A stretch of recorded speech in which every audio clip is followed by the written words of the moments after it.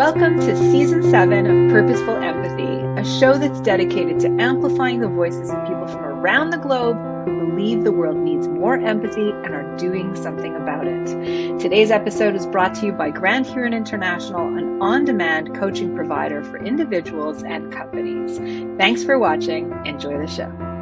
Welcome to a new episode of Purposeful Empathy. Today I'm joined by Dr.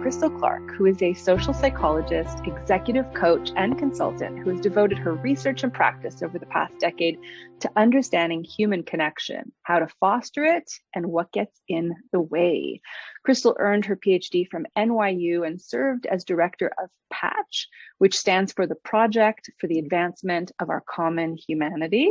She was also the director of the Listening Project, a New York City school-based intervention designed to foster greater human connection, listening, and empathy among and between students, teachers, and families.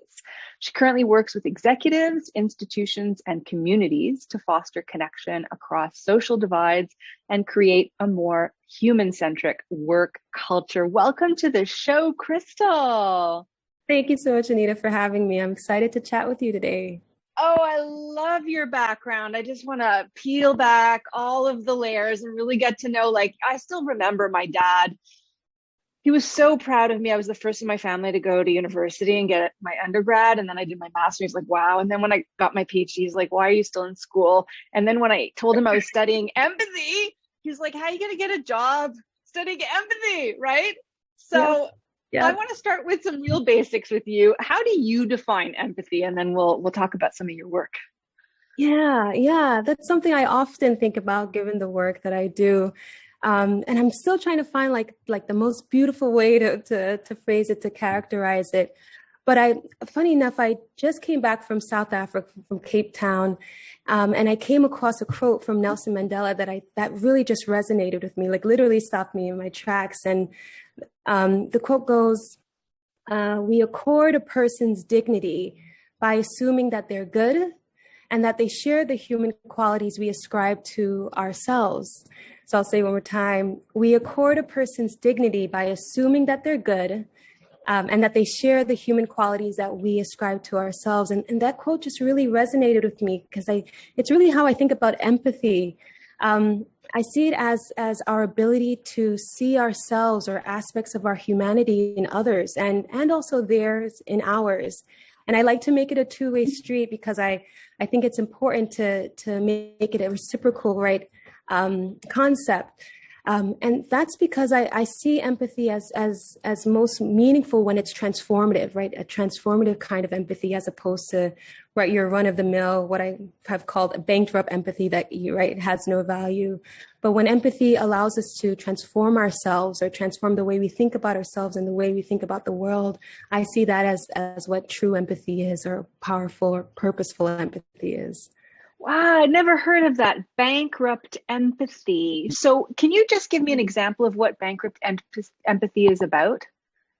Yeah, when I use that term, I'm usually talking about empathy that doesn't really do much, right? It makes you feel for other people, perhaps, or makes you understand the way people are, their experiences or their histories, but it doesn't move us to change, right? It just gives us that good story that, might be heartfelt, but doesn't transform the way that we see the world. It doesn't transform the way that we see ourselves. And so I think about how can we create empathy that has more value, right? That has more power, one that transforms us. I love that. I'm going to have to quote you, Crystal. Thank you for bringing to me and to our listeners and viewers that amazing quote. I really understand why you see the connection to empathy. It's a beautiful, beautiful, aspiring kind of sentiment. All right. So as I promised, let's get back to this amazing, fascinating background of work that you've done. Can you explain how empathy has shown up as a thread throughout all of your work? Yeah. So empathy, because I do a lot of work in human connection, how to foster greater humanity in the work that we do, empathy is a big player in it. And I often use empathy interviewing as a really powerful tool to foster greater community, greater human connection, and just foster greater humanity in the way that we work and the way that we lead and manage others. And empathy interviewing, I'm sure a lot of your audience have already heard of the term, but empathy interviewing is essentially one-on-one conversations that are designed to allow the interviewer to understand the person and their experiences in this deeper, fuller way. It takes a human-centric approach to understanding folks through open-ended questions and through eliciting stories. And the goals of empathy interviewing is to essentially understand the person in a way to gain insights that allow you to then generate potential solutions. So uncover unacknowledged needs that lead to solutions. And so I'm often calling on empathy interviewing in the work that I do. And the way that shows up, and the reason why I find it to be a powerful tool, because oftentimes the work that I'm doing is trying to, well, most of the work really looks like listening. Before we even get to culture change, it really just looks like listening and trying to understand, but also just investigating what are kind of the historical barriers that has gotten in the way of connections in organization, and the contemporary barriers and structures that also prevent us from seeing each other as fully human and treating each other as fully human. And so empathy interviewing is one way to try to kind of meet folks in the stories that they are, understand their backgrounds, understand what's been obstacles to the environment, creating an environment where humanity is valued. But that is that's kind of the work in a nutshell. A lot of the empathy interviewing is allowing us to understand kind of what's been the historical pain points of the organization and trying to meet folks where they are, and in identifying what those barriers have been, and then creating new structures that allow us to connect better with one another.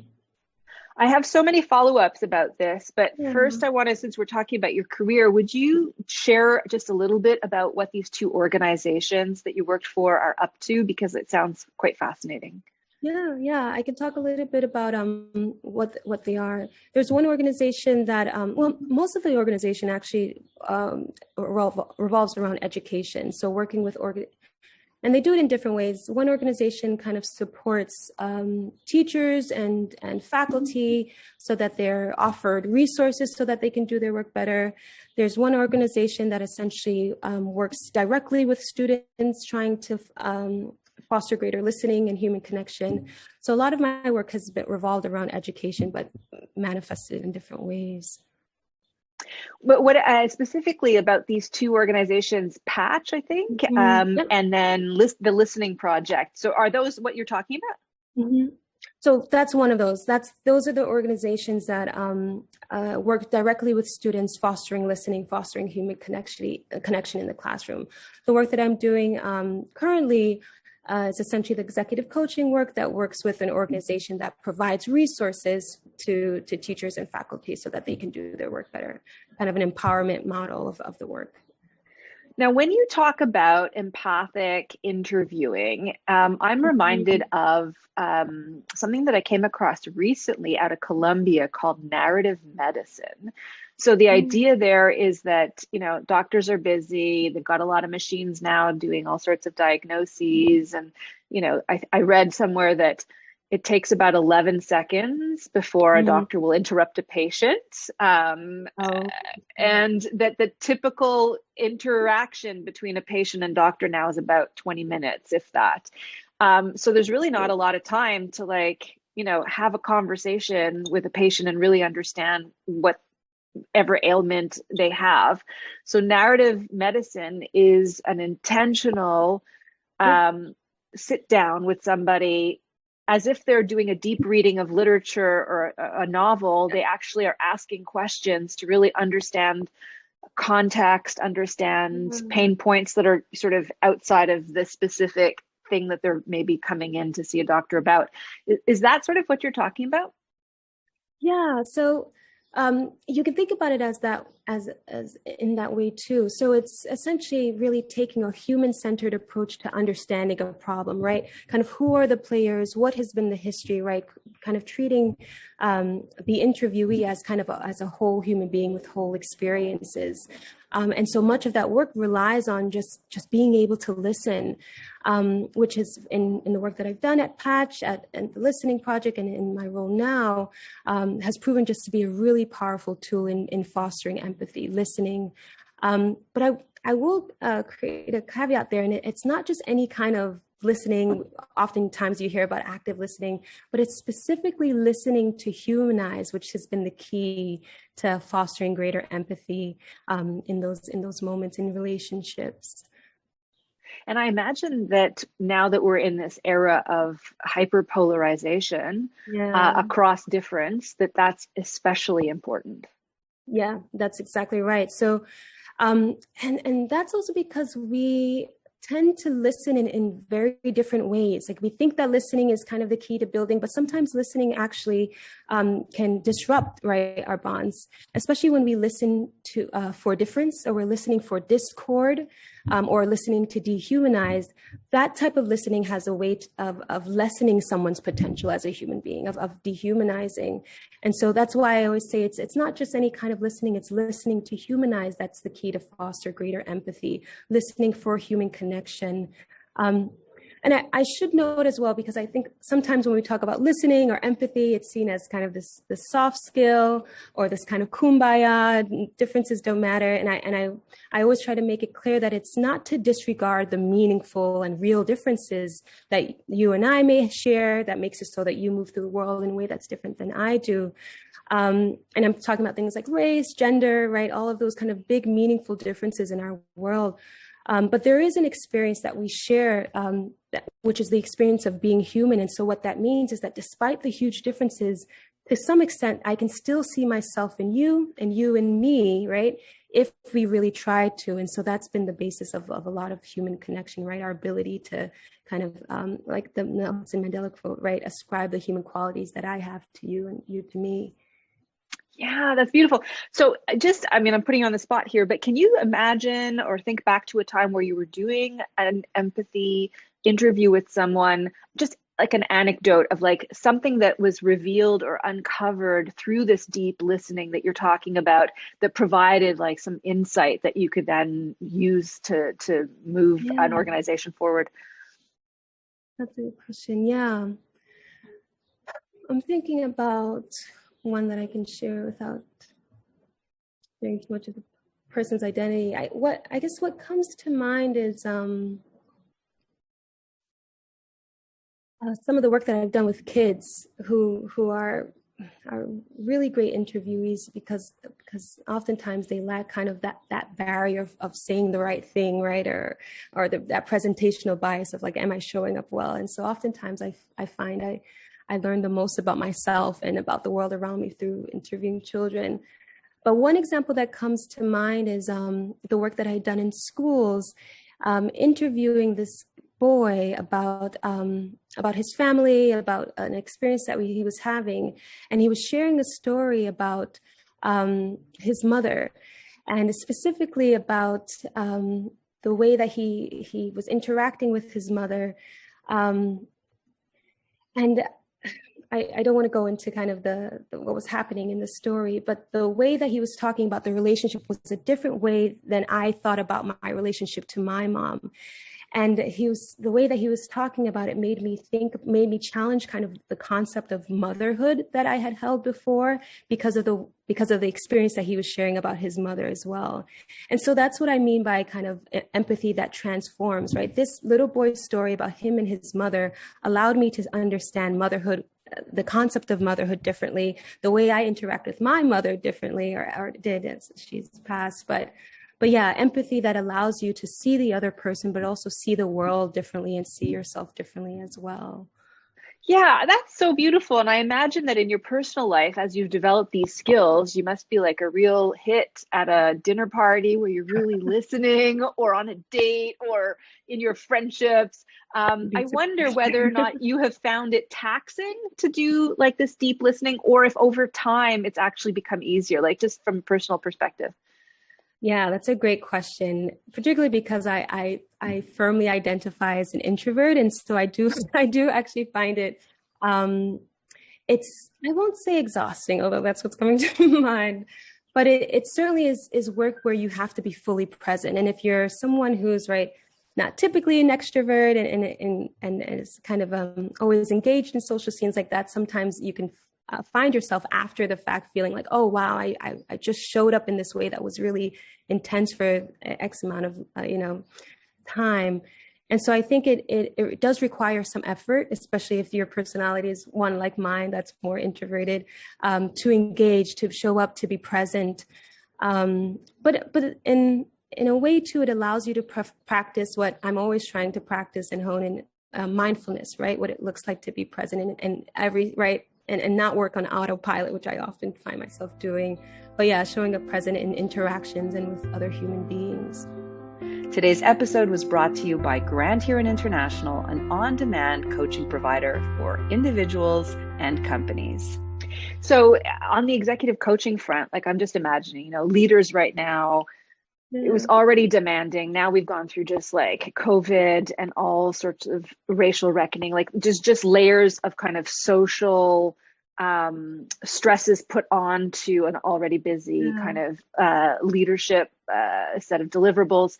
What practices do you use with leaders so that they actually become better as empathic leaders? Yeah, that's a great question. So a lot of the work that I do with leaders starts with, because I really see it as kind of the core of the work, kind of self-awareness. We talk about kind of who they are and who they want to be as leaders and what the disconnect has been. And of course, some of that is a lot of personal work, but some of that is also just structural barriers to kind of being the leader that we want. And so we talk about how we then might kind of reimagine structures or reimagine systems that allow them to lead in ways. And then the work that's personal, that is deeply rooted in their own experiences, whether that be race-based or gender-based, we also kind of work through that self-awareness key so folks can gain the awareness so that they're more intentional in the decisions that they make as leaders. And so I would say it's twofold, kind of this personal self-awareness and then the awareness of structures and obstacles and barriers to that work. So, I mean, I know the answer from my perspective, and I imagine it'll be similar to yours, but for the sake of, for people listening, do you think that there's an openness now, just given the new reality of the workplace, that leaders want to step up, organizations want to step up, they're ready to challenge their structural barriers to empathy, and people are naturally like ready to take this on? Yeah, absolutely. I've seen a difference in appetite for this type of work, right? And also a difference in appetite, but also a way in which folks kind of now really get kind of what's the utility in doing this work in a way that I think even pre-COVID folks were like, connection, who needs, and now I think folks are really being able to see what happens when there's a lack of it, right? Because we've been forced to reckon with that. And so yeah, to your question, I think there is definitely an appetite, definitely a willingness now, where folks and leaders are really wanting to embed humanity into the work we've done, because we know what it means to be kind of robbed of certain, experiences of our humanity. What do you draw from in your toolbox for, let's say, the context of online? We're doing this conversation on Zoom, right? Even though I think I'm looking into your eyes, I know you don't sense that because I'm somewhere else, right? Right. What advice do you give for people in the sort of virtual space that we are working in? And then now metaverse is also coming down the pike. Right. And then, so that's one question. The other question is, as people start coming back to the workplace, and rediscover their, the proximity factor of working in the same physical space. What advice do you have also for people, teams working together? Yeah. So I remember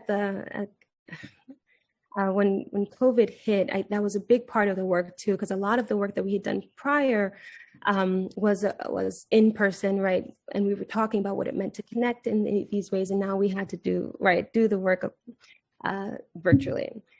But what I've seen is that the work still stands in the sense that folks are still kind of yearning and even probably more so now that we are virtual.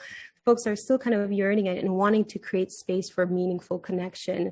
And so it's a different vehicle, right? It's a different way of doing it. And it can seem like there's a barrier, but I think the tools are still the same, right? We still kind of rely on what it means to listen, to humanize, and then we also rely on curiosity, right? Genuine care about other people, and genuine kind of asking questions in ways that humanize. And I think those two tools, listening and curiosity, whether they're in person or they're in Zoom, they still have the same effect in making people feel seen, making people feel heard, and fostering that empathy and connection.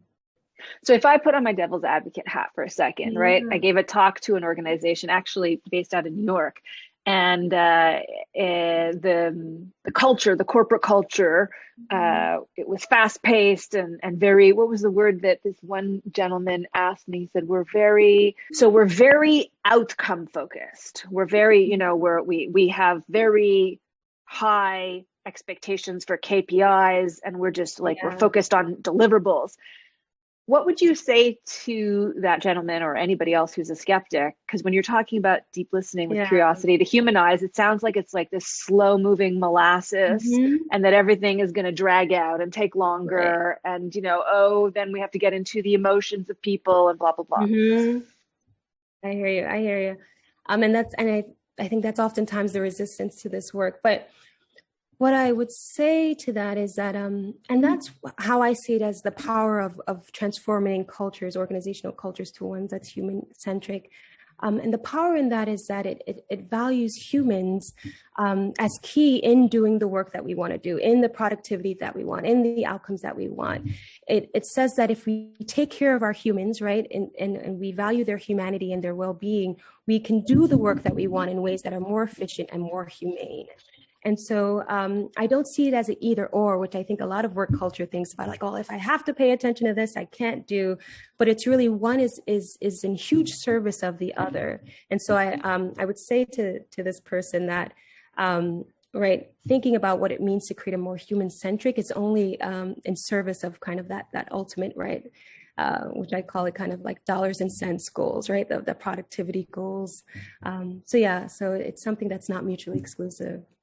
And are you hopeful that you think that the critical mass is moving in that direction, and that people who don't get this are going to actually be the ones that are going to have trouble with hiring, attracting talent, retaining talent, and all that?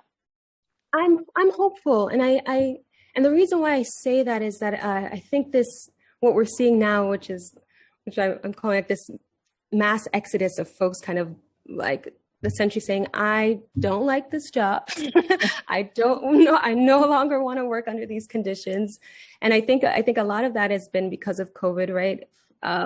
Folks kind of trying to now reimagine what work looks like, or having to really, and now creating work environments for themselves, like, oh, I don't have to deal with, right, Susan, who's a pain, right, who's been, doing microaggressions or enacting microaggressions, or whatever the case has been, toxic work environments, in short.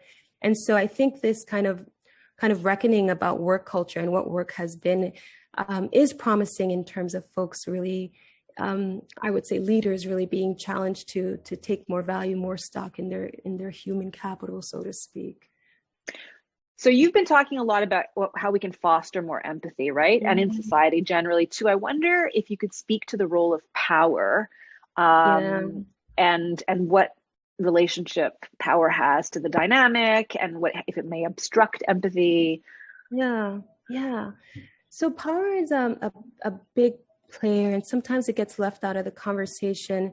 And I try to bring it in because I think power has a way of influencing to what extent we even feel like we need to empathize with one another. It has a way of influencing to what extent we listen to one another and who we think we need to listen to. So a lot of the social psychology literature talks about, when you think about power hierarchies or social hierarchies, right, that those on the top tend to be less attuned to the feelings, the experiences, the inner workings of those on the bottom, right? And the truth is same in reverse, right? Those on the bottom tend to be more attuned, right, to the inner workings, to the experience of others. And in short, kind of really based on survival, right? If I'm on the bottom, my survival is dependent in essentially how much or to what extent I can understand, right, those on the top, and understand, right, the way that they work and think. And so when we think about empathy or empathy interviewing as a tool, that's a way of trying to even the playing field in a way. Right? Yes, you're my employee. Yes, I'm your boss, but you're also human like me. And which means that there's probably some certain universal truths that you probably worry about your ailing kids, right? You probably worry about that health diagnosis.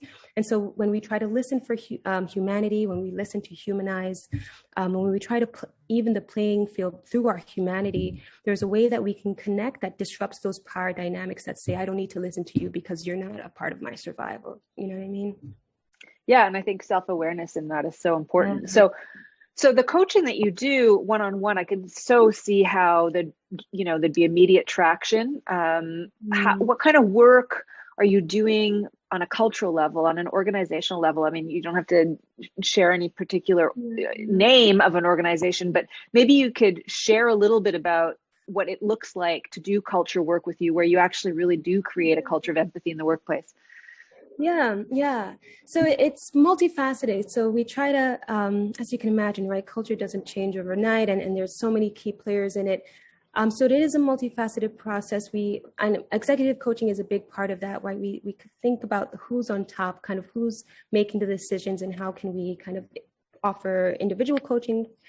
But then also thinking about systems as a way of changing culture, right? If the systems kind of operate to just kind of reaffirm the toxic work cultures, reaffirm the hostility and microaggressions, right? There's no individual culture no individual coaching that will, single-handedly change the culture. And so we try to tackle it in different ways.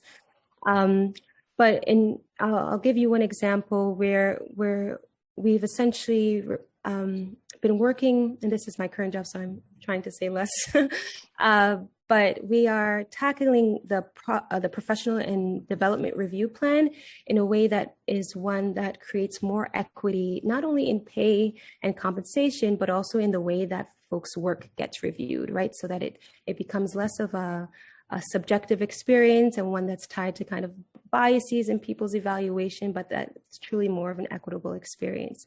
And at the same time, we're also coaching leaders on what it means to value relational skills as a way of being more empathic leaders, and also fostering greater outcomes in the work that their employees are doing. So yeah, multifaceted and trying to essentially tackle it in different ways. Oh, it's been so great to have this conversation with you. And I always end with a final question. It's a question that I love to ask my guests. I never know what to expect, but I'm always really kind of like touched, moved, all that wonderful stuff. And that is a personal question around you being on the receiving end of empathy and what that meant for you. Do you have anything that comes to mind? Yeah. I hope I share the story in a coherent way, but what comes to mind immediately is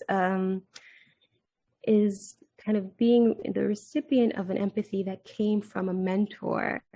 When I was in graduate school, I was having a really difficult time with gaining really good mentorship from my previous mentor. And there was one person who stepped in and essentially just humanized me in a way that I didn't feel, seen and heard by, some other players. And in his words specifically, when we were kind of building this mentorship relationship, he goes, Crystal, you're a student, and the expectation is that you're here to learn like every other student. And there was a way how simple, right, and how obvious that is as a graduate student. I think I was all of 20 years old at that point. But there was something that's so humanizing about those words, and also just freeing in the sense that it allowed me to see myself as not pathologized, as not incapable, but just as human. And I think that was just really powerful in sustaining my interest, my ability to move through the program. And so, yeah, I would say that mentorship, right, the fact that he led with this humanizing approach to offering mentorship was probably the most resonating form of empathy I was a recipient of. Right. And clearly now, if you're mentoring the next generation Yeah, coming up the rank, you must also kind of, standing on the shoulders yeah, of giants, having learned from his yeah. mentorship. Yeah, that's a beautiful story. Absolutely, absolutely, and I think that's often the power of empathy too, right? It has a way of cycling itself, right? And when you're a recipient of that kind of powerful feeling of being seen and being heard, right, we tend to want to give and offer that gift to others, and so yeah, absolutely, standing on being the recipient of that, and now trying to offer it to others. Well, that is a beautiful way to end our conversation. Thank you so much, Crystal, for making the time. I know you're maybe just coming off of some jet lag, but we're happy to have you back on North American territory. I'm happy to be back. Thank you so much again for inviting me into the space and having this great chat about empathy. Thank you so much for the work that you do. Super. Well, thanks for watching and listening. We'll see you next week at Purposeful Empathy. What if you had access to your own council of coaches to help you break free from your thinking clutter, make that important decision, or liberate you from whatever is holding you back? At Grand Huron International, you get to choose the coach of your choice, anytime, from anywhere. Visit grandhuroninternational.com and harness the power of on-demand coaching today.